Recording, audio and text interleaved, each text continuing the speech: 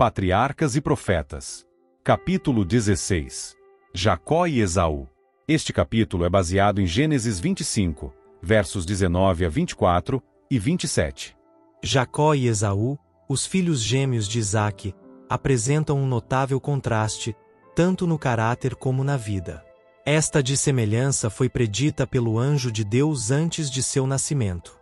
Quando, em resposta à aflita oração de Rebeca, ele declarou que 2 filhos lhe seriam dados, revelou-lhe a história futura dos mesmos, de que cada um se tornaria a cabeça de uma poderosa nação, mas que um seria maior do que o outro, e que o mais moço teria preeminência. Esaú cresceu amando a satisfação própria, e centralizando todo o seu interesse no presente. Não tolerando restrições, deleitava-se na liberdade selvagem da caça, e cedo escolhera a vida de caçador. Contudo, era o favorito do pai. O pastor silencioso e amante da paz era atraído pela ousadia e vigor desse filho mais velho, que destemidamente percorria montanhas e desertos, voltando para casa com caça para seu pai, e com narrativas sensacionais de sua vida aventurosa. Jacó, ponderado, diligente e cuidadoso, pensando sempre mais no futuro do que no presente, contentava-se com permanecer em casa, ocupado no cuidado dos rebanhos e no cultivo do solo. Sua paciente perseverança, economia e previsão eram apreciadas pela mãe. Suas afeições eram profundas e fortes, e suas atenções gentis e incansáveis contribuíam muito mais para a felicidade dela do que o fazia a amabilidade turbulenta e ocasional de Esaú. Para Rebeca, Jacó era o filho mais querido. As promessas feitas a Abraão e confirmadas a seu filho eram tidas por Isaque e Rebeca como o grande objetivo de seus desejos e esperanças. Com estas promessas, Esaú e Jacó estavam familiarizados. Foram ensinados a considerar a primogenitura como coisa de grande importância, pois que incluía não somente a herança das riquezas terrestres, mas a preeminência espiritual. Aquele que a recebia devia ser o sacerdote de sua família, e na linhagem de sua posteridade viria o Redentor do mundo. De outro lado, havia obrigações que repousavam sobre o possuidor da primogenitura. Aquele que herdasse suas bênçãos devia dedicar a vida ao serviço de Deus. Como Abraão, devia ser obediente aos mandos divinos. Em seu casamento, nas relações familiares, na vida pública, devia consultar a vontade de Deus. Isaque fez saber a seus filhos esses privilégios e condições, e claramente declarou que Esaú, como o mais velho, era o que tinha direito à primogenitura. Esaú, porém, não tinha amor à devoção nem inclinação para uma vida religiosa. Os requisitos que acompanhavam a primogenitura espiritual eram para ele uma restrição importuna e mesmo odiosa. A lei de Deus, que era a condição do concerto divino com Abraão, era considerada por Esaú como um jugo de escravidão. Propenso à satisfação própria, nada desejava tanto como a liberdade para fazer conforme lhe agradasse. Para ele, poderio e riquezas, festas e orgias, eram felicidade. Ele se gloriava na liberdade sem restrições de sua vida selvagem e errante. Rebeca lembrava-se das palavras do anjo, e lia com mais clara penetração do que o fazia seu marido, o caráter de seus filhos. Estava convicta de que a herança da promessa divina destinava-se a Jacó. Ela repetia a Isaque as palavras do anjo, mas as afeições do pai centralizavam-se no filho mais velho, e ele era inabalável em seu propósito. Jacó soubera por sua mãe da indicação divina de que a primogenitura lhe recairia, e encheu-se de um indescritível desejo de obter os privilégios que a mesma conferia. Não era a posse da riqueza de seu pai o que ele desejava ansiosamente, a primogenitura espiritual era o objeto de seu anelo. Ter comunhão com Deus, como fizera o justo Abraão, oferecer o sacrifício expiatório por sua família, ser o pai do povo escolhido e do Messias prometido, e herdar a posse imortal que estava compreendida nas bênçãos do concerto. Eis aí os privilégios e honras que acendiam os seus mais ardentes desejos. Seu espírito estava sempre a penetrar o futuro, e procurava apreender suas bênçãos invisíveis. Com um anelo secreto escutava tudo o que seu pai dizia com relação à primogenitura espiritual, entesourava cuidadosamente o que aprendera de sua mãe. Dia e noite o assunto lhe ocupava os pensamentos, até que se tornou o interesse absorvente de sua vida. Mas, conquanto Jacó assim estimasse as bênçãos eternas mais do que as temporais, não tinha um conhecimento experimental do Deus a quem ele venerava. Seu coração não se havia renovado pela graça divina. Acreditava que a promessa relativa a si não se poderia cumprir enquanto Esaú retivesse os direitos de primogênito, e procurava constantemente descobrir um meio pelo qual pudesse conseguir a bênção que em tão pouca conta era tida por seu irmão, mas que para ele era tão preciosa. Quando Esaú, um dia, voltando da caça desfalecido e cansado, pediu o alimento que Jacó estava preparando, este, para quem um pensamento era sempre preeminente, aproveitou-se da situação e ofereceu-se para matar a fome de seu irmão pelo preço da primogenitura. Eis que estou a ponto de morrer, exclamou o caçador descuidado e condescendente consigo mesmo, e para que me servirá logo a primogenitura? Gênesis 25, verso 32. E por um prato de guisado vermelho desfez-se de sua primogenitura, e confirmou a transação por meio de um juramento. Um pouco de tempo, quando muito, ter-lhe-ia assegurado alimento nas tendas de seu pai, mas para satisfazer o desejo do momento, indiferente fez permuta da gloriosa herança que o próprio Deus prometera a seus pais. Todo o seu interesse estava no presente.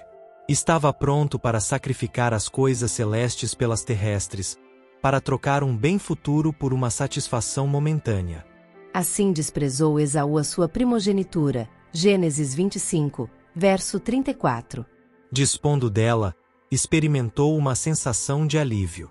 Agora seu caminho estava desimpedido, podia fazer como quisesse. Por este prazer desenfreado, erroneamente chamado liberdade, quantos ainda estão a vender o seu direito de primogenitura a uma herança pura e incontaminada, eterna, nos céus. Sempre sujeito às meras aparências e atrações terrenas, Esaú tomou 2 mulheres das filhas de Et. Eram adoradoras de deuses falsos, e sua idolatria acarretava uma dor amargurada para Isaque e Rebeca.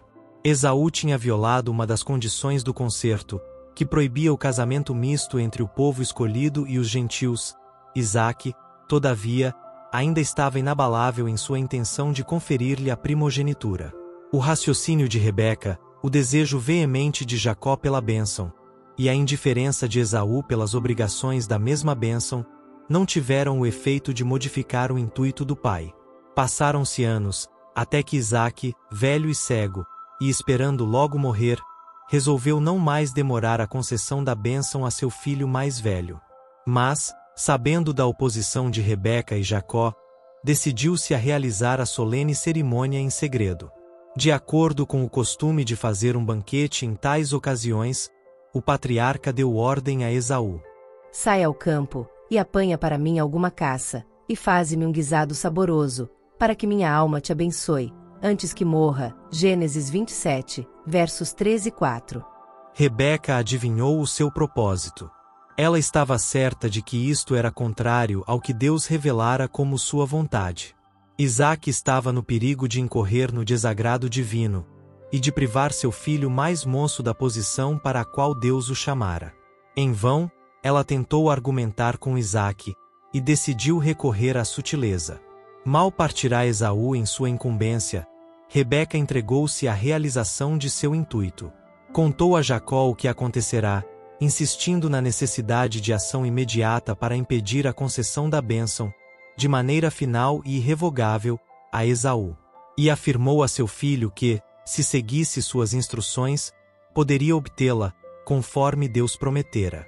Jacó não consentiu facilmente no plano que ela propunha. O pensamento de enganar a seu pai causava-lhe grande angústia. Sentia que tal pecado traria maldição em vez de bênção.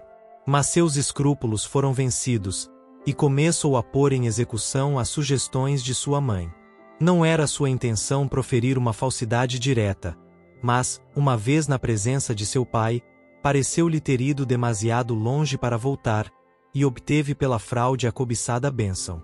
Jacó e Rebeca foram bem-sucedidos em seu propósito, mas ganharam apenas inquietações e tristeza por seu engano. Deus declarara que Jacó receberia a primogenitura, e sua palavra ter-se-ia cumprido ao tempo que lhe aprouvesse, se tivessem pela fé esperado por ele a fim de operar em favor deles. Mas, semelhantes a muitos que hoje professam ser filhos de Deus, não estiveram dispostos a deixar esta questão em suas mãos. Rebeca arrependera-se amargamente do mau conselho que dera a seu filho, tal fora o meio de separá-lo dela, e nunca mais lhe viu o rosto. Desde a hora em que recebeu a primogenitura, Jacó sentiu sobre si o peso da condenação própria. Tinha pecado contra o pai, o irmão, a própria alma e contra Deus. Em uma rápida hora, efetuara uma ação para o arrependimento de uma vida. Vívida se achava esta cena diante dele nos anos posteriores, quando o procedimento ímpio de seus próprios filhos lhe oprimia a alma. Apenas saíra Jacó da tenda de seu pai, entrou Esaú. Posto que ele houvesse vendido sua primogenitura, e confirmado esta transferência por meio de um juramento solene, estava agora resolvido a obter as bênçãos da mesma, sem tomar em consideração o direito de seu irmão. Com a primogenitura espiritual estava ligada a temporal, a qual lhe proporcionaria a chefia da família, e a posse de uma porção da riqueza de seu pai. Tais eram as bênçãos a que ele dava apreço.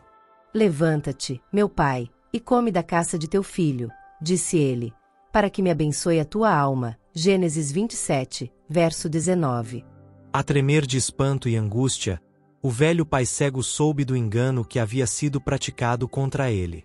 Suas esperanças, prolongada e eternamente acalentadas, tinham-se frustrado, e sentiu profundamente o desapontamento que deveria sobrevir a seu filho mais velho. Contudo, subitamente passou-lhe pela mente a convicção de que fora a providência de Deus que frustrara seu propósito e fazendo acontecer o que ele havia resolvido impedir. Lembrou-se das palavras do anjo a Rebeca, e apesar do pecado de que Jacó era agora culpado, viu nele o que em melhores condições estava para cumprir os propósitos de Deus. Enquanto as palavras de bênçãos estavam em seus lábios, havia ele sentido sobre si o espírito de inspiração, e agora, conhecendo todas as circunstâncias, ratificou a bênção involuntariamente pronunciada sobre Jacó. Abençoei-o, também será bendito. Gênesis 27, verso 33. Esaú havia tido em pouca conta a bênção enquanto esta parecia ao seu alcance, mas desejava possuí-la agora que a mesma se havia dele retirado para sempre. Toda a força de sua natureza impulsiva e apaixonada despertou-se, e sua dor e raiva foram terríveis. Clamou com um brado excessivamente amargo. Abençoa-me também a mim, meu pai. Não reservaste, pois, para mim bênção alguma? Gênesis 27, versos 38 e 36. Mas a promessa dada não devia ser revogada. A primogenitura que ele tão descuidadamente dera em troca, não a poderia readquirir agora. Por um manjar, ou seja, por uma satisfação momentânea do apetite, o qual nunca fora restringido, Esaú vendeu sua herança. Mas, quando viu sua loucura, era demasiado tarde para recuperar a bênção. Não achou lugar de arrependimento, ainda que com lágrimas o buscou. Hebreus 12, versos 16 e 17. A Esaú não foi excluído o privilégio de buscar o favor de Deus pelo arrependimento, mas não podia encontrar meios para recuperar a primogenitura. Sua mágoa não se originava da convicção do pecado, não desejava reconciliar-se com Deus. Entristecia-se por causa dos resultados de seu pecado, mas não pelo próprio pecado. Devido à sua indiferença para com as bênçãos e preceitos divinos, Esaú é nas Escrituras chamado profano, Hebreus 12, verso 16. Representa aqueles que têm em pouco valor a redenção a eles comprada por Cristo, e estão prontos para sacrificar sua herança no céu por amor às coisas perecíveis da terra. Multidões vivem para o presente, sem qualquer pensamento ou cuidado pelo futuro. Como Esaú, clamam: comamos e bebamos que amanhã morreremos. 1 Coríntios 15, verso 32. São governados pela inclinação, e de preferência a praticar a abnegação renunciam às mais valiosas considerações. No caso em que uma destas coisas deva ser abandonada, ou a satisfação de um apetite depravado, ou as bênçãos celestiais prometidas somente ao abnegado e temente a Deus, prevalecem as exigências do apetite, e Deus e o céu são virtualmente desprezados. Quantos, mesmo dos professos cristãos, aderem a certas satisfações que são prejudiciais à saúde e que embotam as sensibilidades da alma. Quando se apresenta o dever de se purificarem de toda a imundícia da carne e do espírito, aperfeiçoando a santidade no temor de Deus, escandalizam-se. Veem que não podem reter estas nocivas satisfações e ao mesmo tempo alcançar o céu, e concluem que, visto ser o caminho da vida eterna tão estreito, não mais andarão nele. Multidões estão a vender seu direito de primogenitura pela satisfação sensual. A saúde é sacrificada, as faculdades mentais enfraquecidas, e perdido o céu, e tudo por um simples prazer temporário, condescendência que debilita e avilta ao mesmo tempo. Assim como Esaú despertou-se para ver a loucura de sua permuta precipitada quando era demasiado tarde para recuperar sua perda, assim será no dia de Deus para aqueles que houverem trocado sua herança no céu pela satisfação egoísta.